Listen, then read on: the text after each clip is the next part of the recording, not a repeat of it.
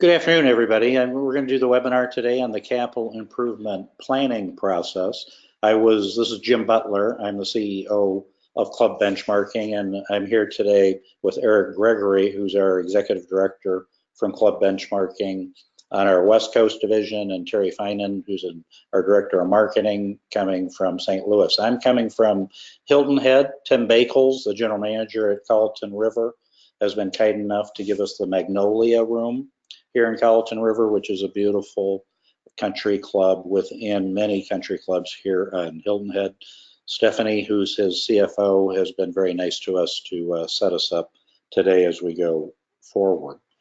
Many of the clubs across the country are deciding on capital improvements, and today we're going to look at why you would do capital improvements, and we're going to look at the value and how people quantify and qualify value. I'm going to talk a little bit about what the economics are going on in the world, because we're at a very unique place with the economic growth that we've seen in the United States. As part of this process, we'll help you come up with a competitive analysis and kind of an industry overview.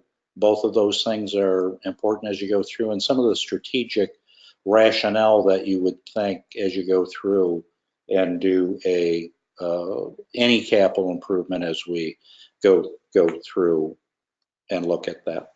Here's a Simon Sinek video. I'm not going to show it, but I'm going to talk about it.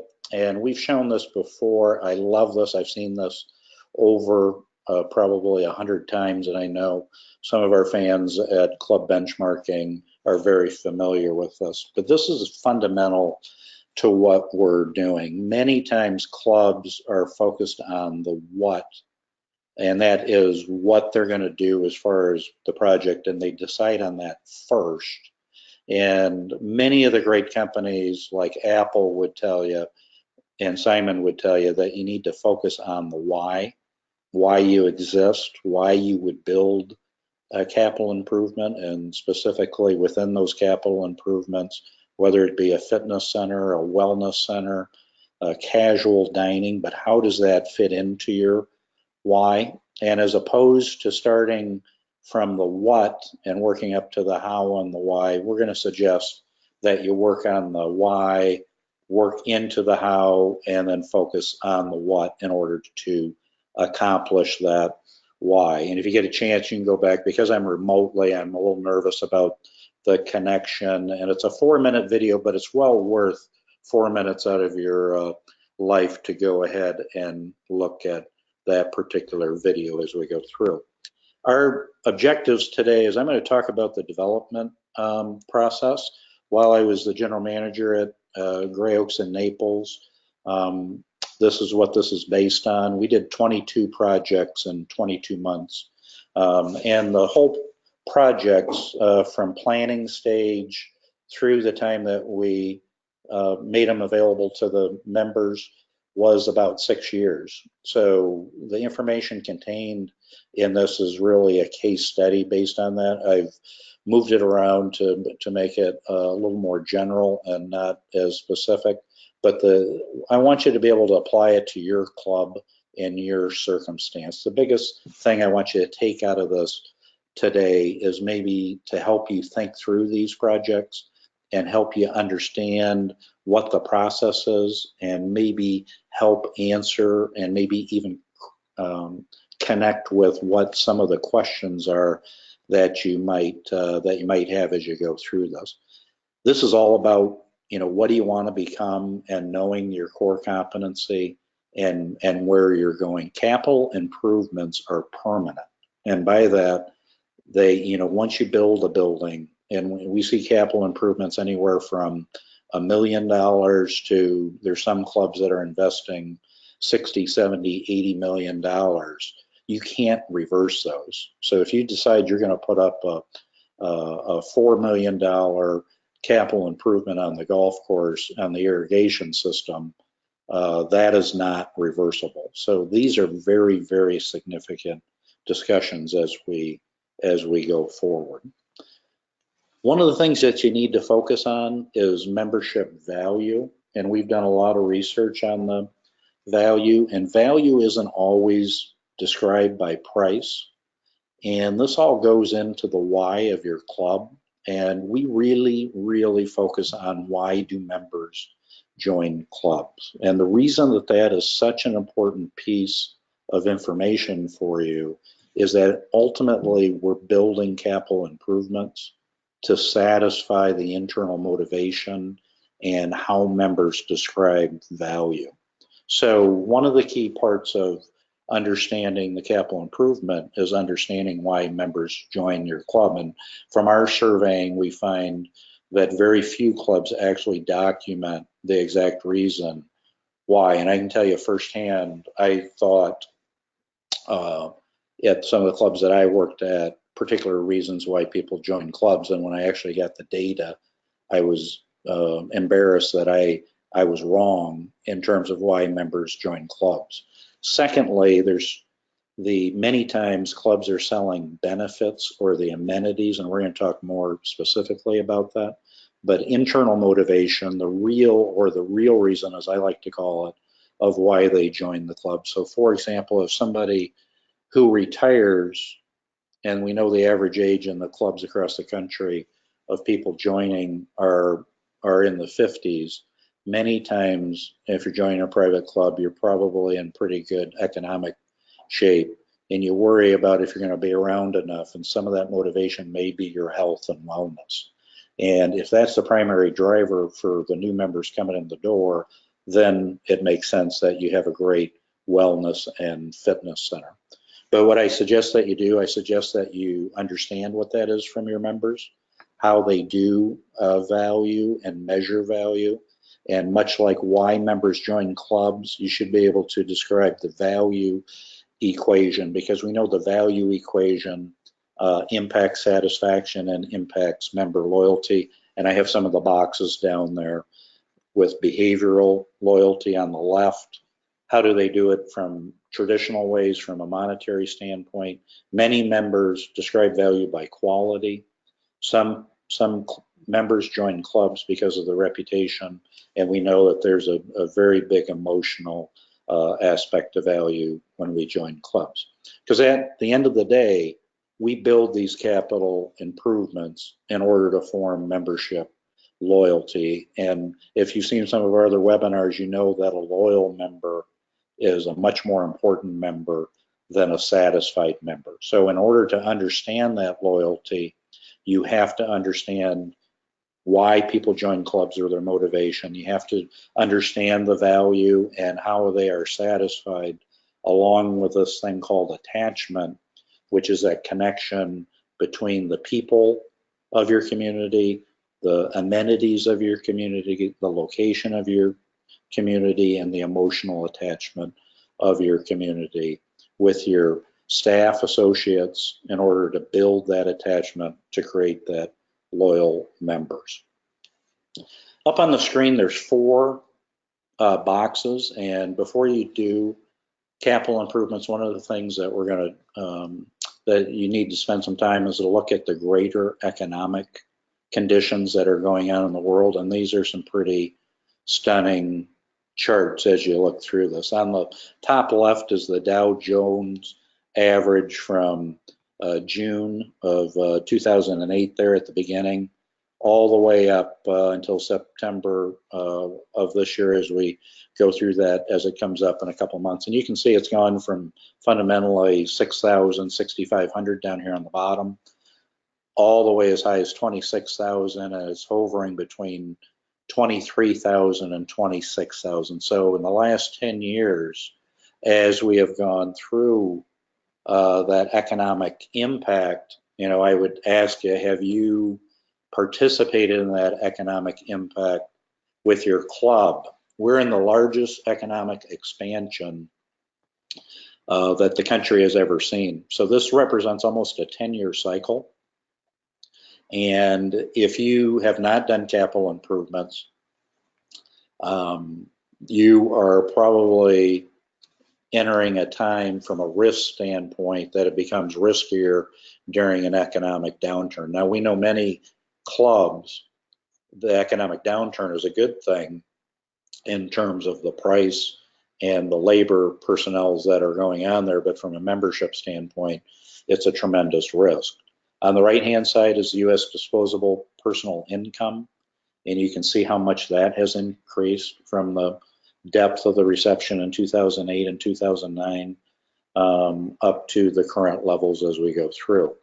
On the bottom left, we have the interest rate in the United States. This is the Treasury bond, the 5-year Treasury bonds, and they're at 2.87%. So you can borrow money at an incredibly low rate currently today. And I would ask you, if you're doing your fiduciary responsibility, if you don't leverage the ability that you can borrow money for a very low amount. And the question that you have to ask as the fiduciary for your club is, what is the right amount of debt and how are you going to pay for these projects? And we'll talk a little bit more about that.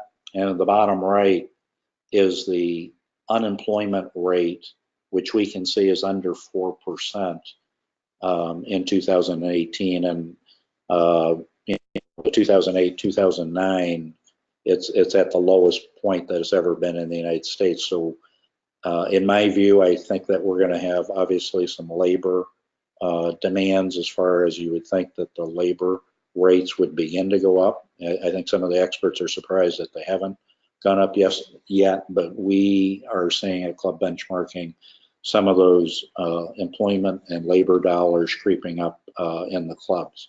So if you look at the market growth, how much money do your members have? If they're on fixed income, are they making money?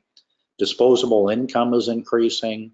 You can borrow money at a low rate, and we're pretty healthy in the labor market because people are working. That's what's kind of going on in the United States.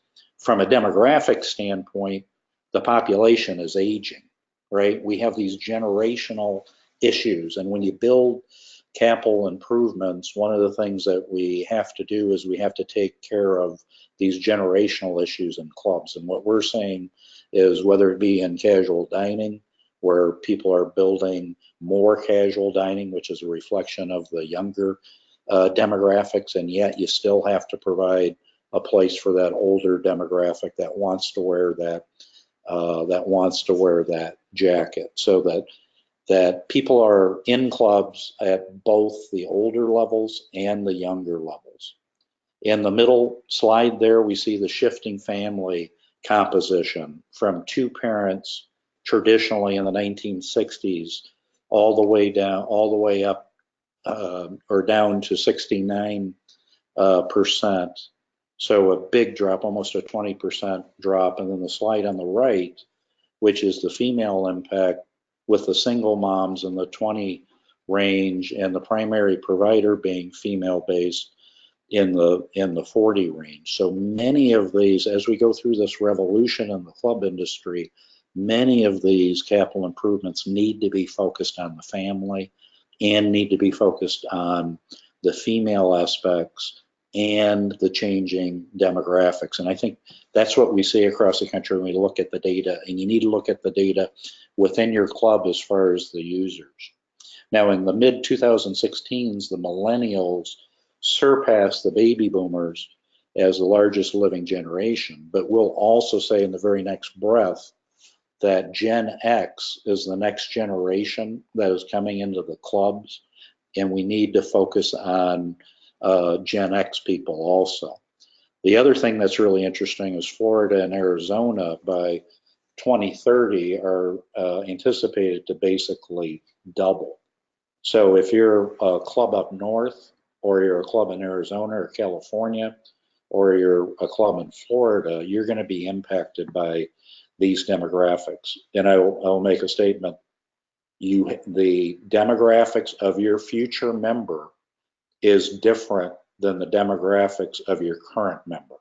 And many times we're not only building these facilities for the future member and the current member, but we have to build these facilities with the idea that 5 years down the road, 10 years down the road, are they going to be appropriate for that demographic and for what's going on in the world of today. Now, as you do these capital improvements, one of the things that you want to look at is you want to look at a competitive analysis. Here's an example of a club up on your screen. And this particular club is out in Palm Springs, California, and they're at 54 holes. And one of the things at club benchmarking that we do, obviously, is we have this thing that we've created, which we call the yellow pie slice. So on the chart down on the left, this particular club, had a yellow pie slice of 9% here on the left, and the average club had a yellow pie slice of 13%. And the yellow pie slice is the sports and recreation in terms of the gross profit uses that you see on the screen there. The big green pie is the course maintenance expense, and the blue pie is G&A, followed by the fixed charges and expenses, building maintenance expense, and labor. So one of the things is a club, and in this particular chart, you can see the average club on the right compared to my club, or the example that I'm using on the left. And this particular club looked at their chart of where their gross profit was going, and against the average club, they only had 9% in sports and recreation, so a little bit underneath what the average club was, which was 13%. The other thing you want to look at the chart up on the top right, you can see the total operating revenue and the total capital. It's important that you understand what those are as you go. The blue line represents the operating revenue, and the gold line represents the capital income as you go. And both of those things are available to everybody in the club industry, and it's important that you understand where you fall in the metric. So as you do the competitive analysis on this particular club, a club that had 400 sport members and 750 golf members, 3 golf courses, 2 clubhouses, you would look at that and say maybe they need a little more sports and recreation department compared to the average club, because they are a residential community and they're trying to compete for resident and non-resident members. What's important as we go is to understand what your mission is and how these capital improvements tie into your mission. This is the why, right? What is the mission of the club and what is the vision of the club? This particular club, and this is Gray Oaks' mission, to be the best, provide a unique experience, and meet the members' expectations. So from whatever your mission is, you can slide your mission into this point. And what you want to do is you want to look at the core competencies that we have on the chart on the right, and you want to look at your mission, and many times that will help answer what you think in terms of your facilities, your location, and your culture, so that you can answer those questions about what you want to build as you go forward and as you go down the road. Now, as we talked about, we're in the dues business, and up in the top left is the dues ratio as a percentage of the total operating revenue. This is an important analysis, because one of the things that we know in terms of dues is the driver in the club. And the median for the clubs are at 48% as far as the dues ratio. So if your dues ratio for like this particular club was in the 55% range, the other thing that we can look at is we can take that yellow pie slice and tie that into the dues allocation model. And this is the chart again with my club versus the average club. And as you look at it in this particular club, this club had 19% food and beverage compared to the average club at 7%. Golf expenditures from the dues allocation, how my dues is allocated by a net basis, was at 26% compared to 30%. The point of the slide is not the particular numbers, but the differences between the numbers and the differences within your club, and what does the story tell here. So in this particular club on the left, which is my club, at 2%, which the red pie slice is the sport and recreation in this part, The average club is at 6%. So by this slide alone, we can kind of describe what this club is, right? This club spends a little bit less on golf maintenance than the average club. They're very food centric at 19% compared to 7%, and they don't spend as much money on sports as the average club. So there's two ways that we've looked at that so far. One is by the dues allocation model, which is the dues, the net of each department, and then the other is by what your gross profit was on that slide that we looked at previously. Now, McMahon does tremendous research work for all of us in the industry, and a few years ago they came out with what the top industry trends were on the right hand side, and I don't think these will surprise you, but these industry trends are important for every club because you want to make sure that you hit that. And I think, you know, the demographics, we talked about the boomers and the aging. Casual dining continues to be the very, very important amenity. It's usually listed in the top 5 for any of the work that we do with any of the clubs. Health is a member's primary goal. We know I've got 2 kids in their 20s. They work out every single day. So we know that the fitness and the health is not going away. We talk about the lifestyle and technology, the whole thing with the phones. We have all these great apps that we're seeing all across the country as far as being able to track the members as they come in and out of the club. We're not only seeing fitness centers, but we see the wellness combinations, and people are focused on wellness and just not fitness. And we're seeing environmental sustainability and members wanting green. Obviously, the thing that's hit the club market here lately is the straws. You know, the straws ended up in the ocean, and the picture of the turtle the other day with the straw coming out of his nose. And as a club, we've got to react to that. From a country club perspective, there's high barriers to entry with these capital costs, with all of these capital improvements that we're seeing. And on the left-hand side, as we talked about, we can see that the population is aging, and the population from a weight standpoint is becoming on. So what's important is that you go through and you do your SWOT analysis.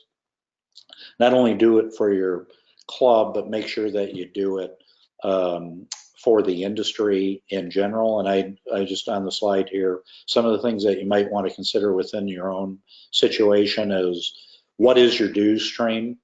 You know, a club that has a 43% dues ratio compared to a club that has 55%, how does that impact you? If you've got less dues coming in and you're considering a capital improvement plan, and there's a risk and there's an economic downturn, how is that going to impact you? When you look at the lifestyle enhancements at your facility, what don't you offer? Right? Are you offering pickleball? Do you have bocce ball? Do you have the casual indoor outdoor? Do you have that resort style pool? Do you have the wellness and the fitness centers? What do you want to become? What services do your members want? Why are they joining your club? And are you meeting those needs?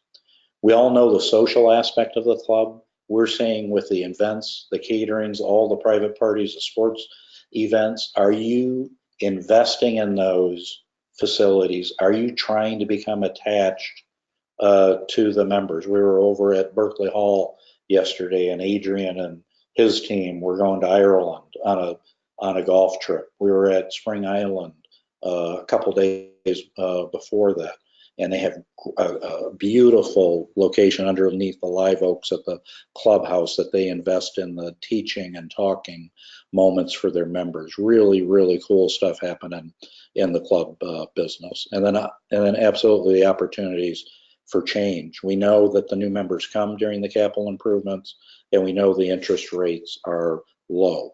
And what are your club strengths as you go through there and do a traditional? I think in most cases, everybody has done a traditional SWOT analysis as we go through, but it's very important that you look at that. And we think some of the industry opportunities that would go along with some of that great McMahon research that they've done is safety and security of the clubs. We're seeing that all over across the country, how important that is. When you talk about 40% of the primary breadwinners being females within the community, security is going to be important. We know security is more important to the females than they are to the males, and some of the why people join clubs and the research that we've done with Mike Morin on our team. There's always opportunities for growth. Ray said to me a couple months ago, I had never heard it, it's everybody's responsibility to grow your club. And I looked at him and I said, hey, Ray, you know, in the 30 years that I've been in the club business, I've never, other than membership, had anybody said to me that you need to grow the club. But, you know, when I reflect on that, we absolutely have to be able to grow our club. And the only way to grow our club is to expand services and amenities and grow our membership as we go through. Now, many clubs have waiting lists, but as I think we know, the vast majority of the clubs are trying to grow our memberships. But whether you have a waiting list to come in or a waiting list to go out, we all need to, every business needs to grow or you're going backwards. And if you don't invest in those facilities, you're gonna have a hard time recruiting and staying current. Relationships are very important. Not only are the capital improvements important, but are we investing in those relationships as we go forward? The whole family event, and then it goes back to quality. Every club that we go in, quality is one of the most important things. So there was a gentleman who once said to me, many times the clubs can find the money to do it right the second time, but it's funny how many clubs can't find the money to do it right the first time. So make sure that you look at the quality, and if you have to make a choice on quality as you go. Now, Steve Jobs said, and this is a great quote, that it's really hard to design products by focus groups. A lot of times people don't know what they want until you show it to them. And one of the large challenges that we have in our business is that we're trying to get our members to approve amenities that they may or may not use. In other words, many times we're building these amenities and these capital improvements for the future members, and the future members aren't voting, right? All the voting rights are within the current member. So as we go through this, you have to ask yourself, how in the world can you get people that may or may not use the capital improvements and get them to vote yes? And this is where we're going to get into the process. So from the development process, I think there's two elements to that. One is the process itself on the left-hand side, and then once you decide what to do, you have to implement that. And on the process, I think it all starts with the master plan. So there's tremendous architects in our business, and you're going to start with a master plan. And then from that master plan, once you decide on that, you're going to pick a team to go ahead and execute that. Are you going to hire a project manager? Or many times we see in the clubs that the general managers are the project managers. You have to arrange for the financing, and you have to get member approval. From the implementation standpoint, you're going to do a construction timeline. Within those construction timelines, we have all of the change orders.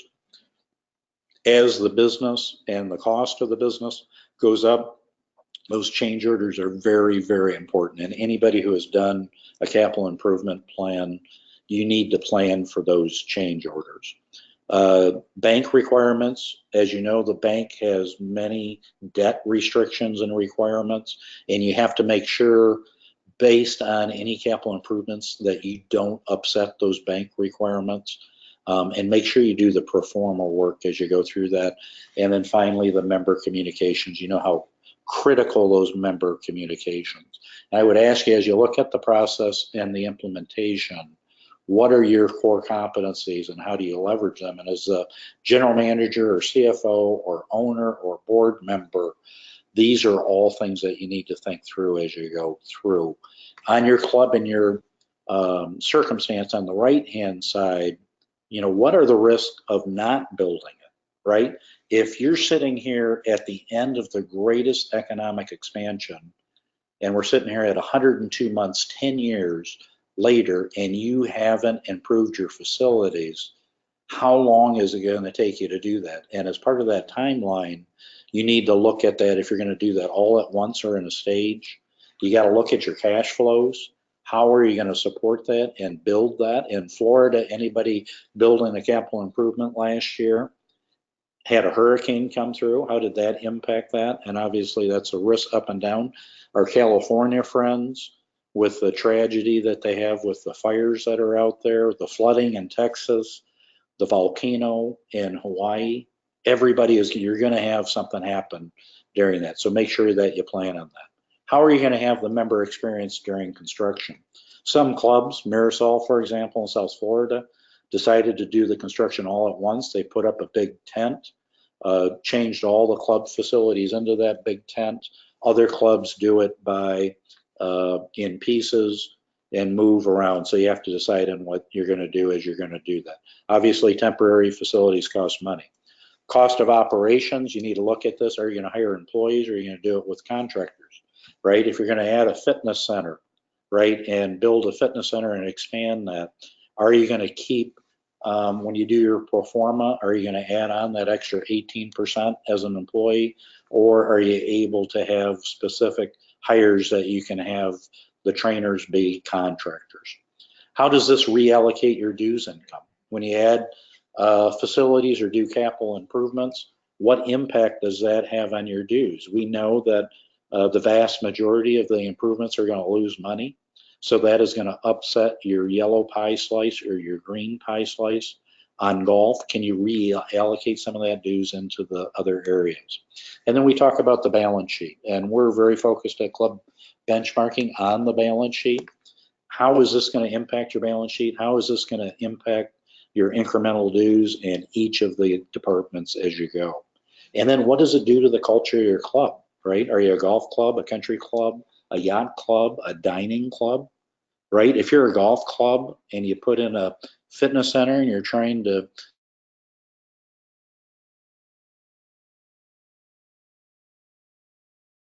yacht club focused on sailing and you put in a great casual dining aspect, does that enhance the culture of the club or take that away? And then the key issue in all of our clubs is how do we weigh the future members against the current members as we go through. Now, up on the screen is the strategic planning timeline, and I put this up there for two reasons. One being, when I look back at how long it took us to do the projects, it was a 5 to 6 year process. And the first thing that we did was we master planned, and when I say master planned, I mean on the facilities. And we hired an architect way back in 2012, and we actually did a plan with the staff members only. I know that was unusual, but that was a cost that we were willing to take because we wanted two things. We wanted to make sure that the staff had input on it, and then we wanted to make sure that we had a vision of what we wanted the club to be. And I will tell you that the vision of your club, whether it be the general manager, the department head manager, the board chair, the board, or the owner, somebody has to have a vision.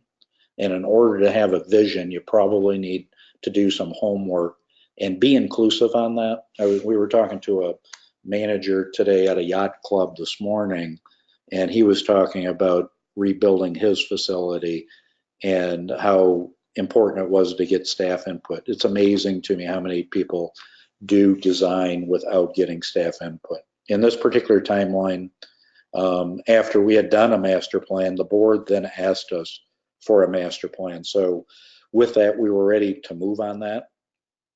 Within the construction world, you're going to have schematic drawings and design drawings. Schematic drawings are very general drawings in which you can kind of frame the project and get costs. And then in order to get more specific costs, you do design drawings, which go down to about the 90th percentile in terms of cost. So if you hear those two terms, excuse me, schematic drawings and design drawings are two different things. Then you have to go to member communication and member approval. This is can be very difficult because in many cases, in clubs, we don't run as democracies, right? We don't have 80% of our membership generally using the fitness center, right? In the current world, we know that those uses are 30 to 40 to 50%. So in tennis, we know in the typical country club, tennis is used between 10 and 20%, and at the high end, 30%. So in all of our amenities, if you have between 10 and 20 and 30%, that's a significant number of members. But if you put that to a democratic vote, you would never probably vote in a typical country club to improve the tennis center. So you have to think through that process and why it's to everybody's benefit to improve our facilities as we go through. And then as you go, you're going to go ahead and get that approved. You're going to execute that, and you're going to go into the construction mode. And many times the construction mode is going to take you anywhere from 9 months to 18 months to get through. So you're talking multiple years to get through there. So there is a very, very small margin for error as you go through these processes. And we know that they impact the real estate value and the membership value within your clubs. And a simple way to understand the real estate value in your club is take your average sale price of a home within your facility, multiply it by how many units you have, and that'll give you your real estate value within your community, the membership value in your community. Take what your joining fee is and multiply it by the number of members that you have, and that'll give you your membership value. In most cases, that will be in the hundreds of millions of dollars. In our residential communities, that'll be in the tens to hundred millions of dollars in our clubs across the country. So, Jim, we have one quick question. Yes, fire away. Did you present the operational dues impact along with the capital project to the membership? Yes, that's a great question. What we see across the country is many times people aren't spending enough time on the operational performance of the facilities as we go on, because you have to pay for that. I think many of us that have been through these projects would tell you as an industry to spend time on doing those performas. And if you don't do that, and you have dues and you have to reallocate those dues as we go back, and this is this cost of operations, right?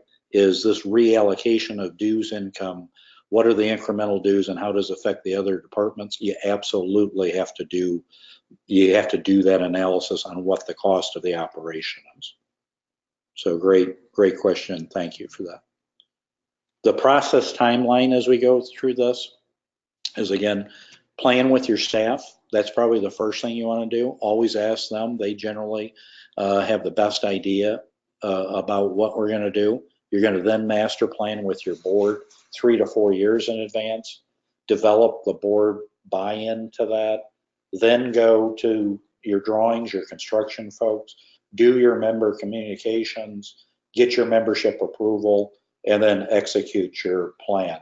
So that's kind of a timeline, a traditional timeline on a big project as you go through, as we go through that.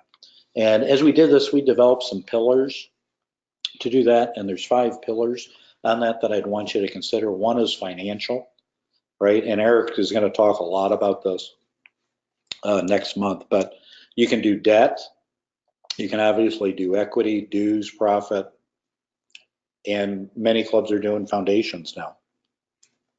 As far as the amenities, look at your amenities. Is it golf, tennis, fitness, dining, services?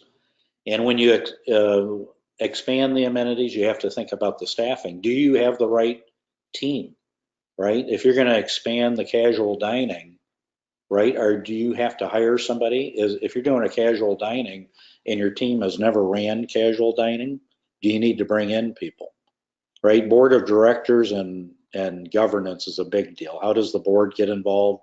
We're going to talk a little more specifically about how the committees get involved, and then who are your strategic partners, right? Are there people out there that can assist you as you develop these pillars of the master plan? The other thing that you have to look at is direct competition for the project. In the club world, obviously, in this particular project, it was high-end private clubs, but it's also the big name resorts. In Naples, for example, 2 Ritz-Carltons, there's a Four Seasons and a Waldorf there. There's all sorts of terrific name results, La Playa. There's direct competition where they have private clubs within some of these resorts as we go. And then you have all the indirect competition, right? The public facilities, Lifetime Fitness, LA Fitness, and facilities, all the restaurants that are out front. The government facilities and the hospitals are getting involved. And then obviously from a golf standpoint, all of the golf aspect. So once you decide you're going to build it, right? So you get that positive vote, then you go to now what, right? And some of the things you got to do is who's going to make the decisions during this construction process? Does the general manager get to make that? Are you going to hire a project manager? Who's on your team?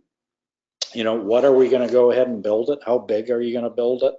How are you going to pay for it? How did you get the approval? And what is the construction process now that you decided to do it? I put up this team, and this is how we did it at Gray Oaks, and it was a pretty good way of doing it. We had our chairman, Steve Hokinson, who was our member representative and did a tremendous job.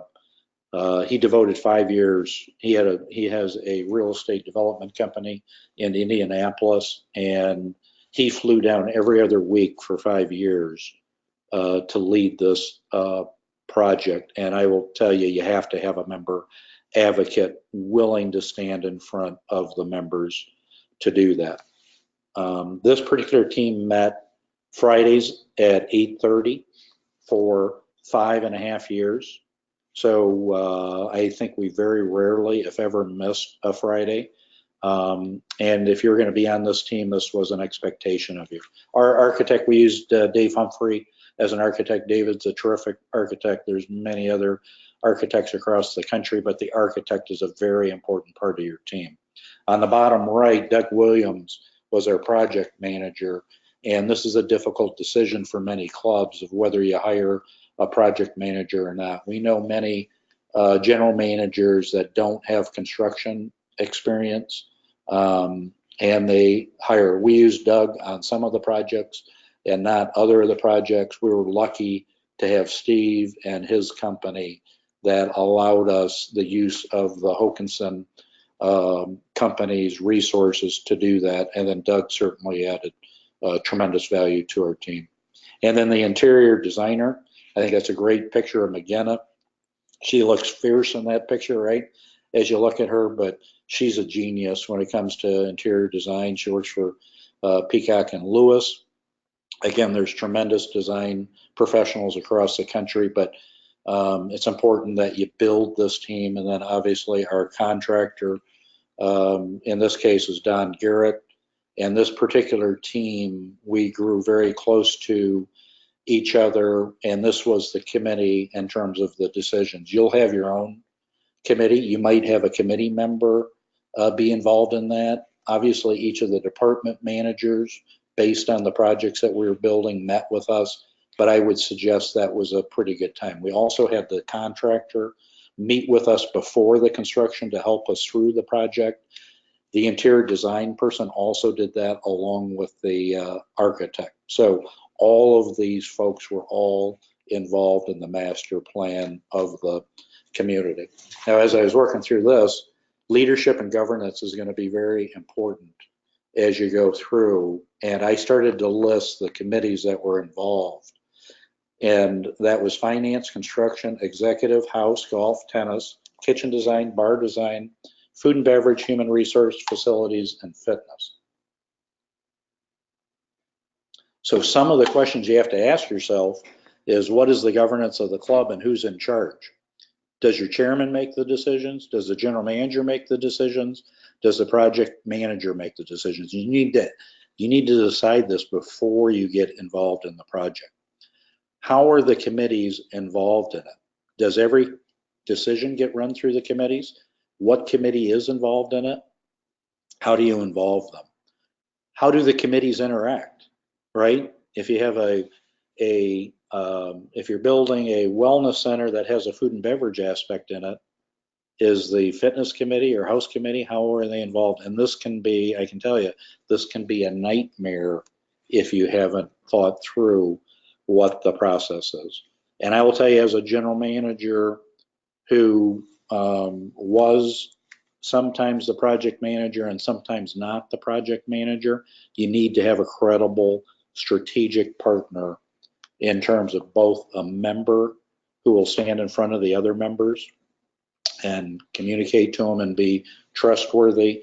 And then you need to have great strategic partners with either the people that are delivering the architecture, interior design, and construction, or some of the other services that you might use in town as you go through that. One of the things I would ask you to do is put up a metric or a matrix and many of the decisions that need to be made. This is an example of a fitness decision tree that we built. Our fitness director there, Les Johns, many of you know. And these were the questions that we asked. On the left side were the open exercise rooms, the group exercise, if we're going to do physical therapy, spa and massage, food and beverage retail, community rooms, and intermediate care. And again, this is for a wellness center, but you can do this in food and beverage, golf, or a yacht club. Up on the top are some of the decisions that you have to make, from staffing to size to amenities to locations to cost. And then we also put in there the unintended consequences as you go through there. I encourage you to develop your own as you go through there. And like many things, if you can ask the right question, it will help you get to the right answer in terms of what you want to go. So really focus on what the questions are. And let me just use an example. Excuse me. And for example, if we go to that physical therapy, in the middle, the decision tree is, from a staffing standpoint, are they going to be employees or contractors? Number two, if you're going to add a physical therapy, how many square feet are you going to make it, right? Number three, are you going to have separate equipment within your fitness and wellness center? Number four, where is it going to be located? Is it going to be isolated, or are you going to do it on an open floor? Number five, what are the unintended consequences on that? Is that going to add from a massage standpoint? Are you going to add a rehab center? Are you going to compete against the hospital? So you have to also think about what the unintended consequences are on that decision tree. So on this particular process, one of the things that we looked at was up on the top left, we did a fitness and a wellness survey. So you clearly want to see if your members have support for it. On the bottom left, do an environmental scan. What are your competitors doing? Make sure you go around to the local and national areas. Look at the impact on the culture of your club. Look at what the metrics would be on that. And then my good friend Carl Bublitz, as he would always say to me, he would say, Butler, are these amenities going to help us sell memberships? And it was such a clear statement. It's such an important statement. Is if you're building these amenities, right, keep in mind the members and the future members of how you're going to do that. How does it tie into that as you go through? And then on the bottom right, you have to over communicate, right? Somebody has to stand in front of those members. You have to go in front of those focus groups, do your survey, get into the focus groups and validate what that survey says. You have a membership, they're experts, they're going to use it, they're going to give you great information, and you want to validate the information as you go through. And then finally, how do you get the members who don't want a fitness center to approve a fitness center? Let me show you a little video here that we did.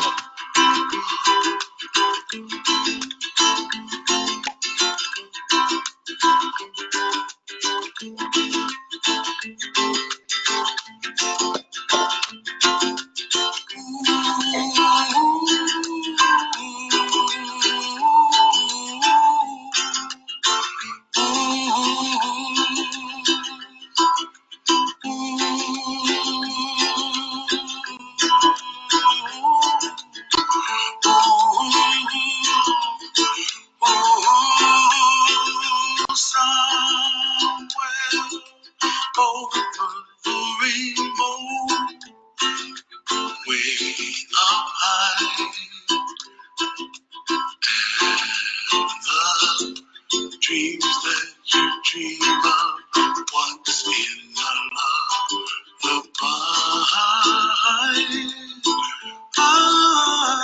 Oh, somewhere over the rainbow, bluebirds fly.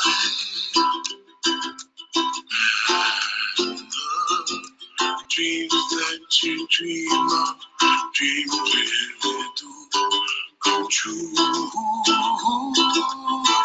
Ooh, someday wish upon a star, wake up where the clouds are far behind. Be where trouble melts like lemon drops, high above the chimney top. That's where you find me, oh, somewhere over the. So that's a video. That's all digital enhanced as you went through there, and that was a very important part of getting the members to agree to that.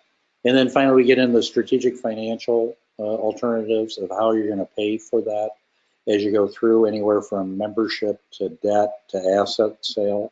As we go through, Eric's going to spend more time focused on this in version 2 of this as we go through next month, but you want to make sure that you understand how you're going to pay for that. The particular facility, you can use cash, and obviously you're going to use some credit as we go through in today's world for the most part as we go through.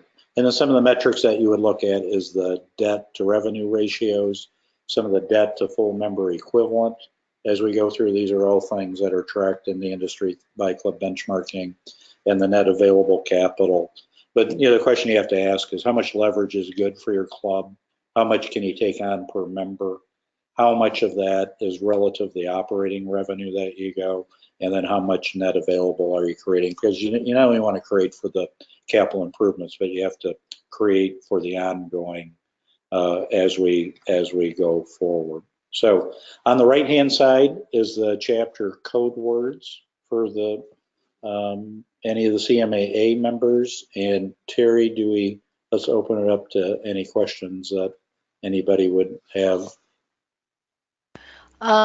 If you have questions, you can type them in the chat pane. We had a couple earlier that had been responded to.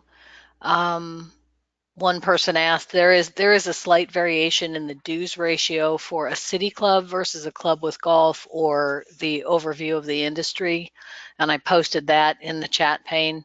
So if you have questions, you can put them there, and I'm not seeing anything come in right this moment.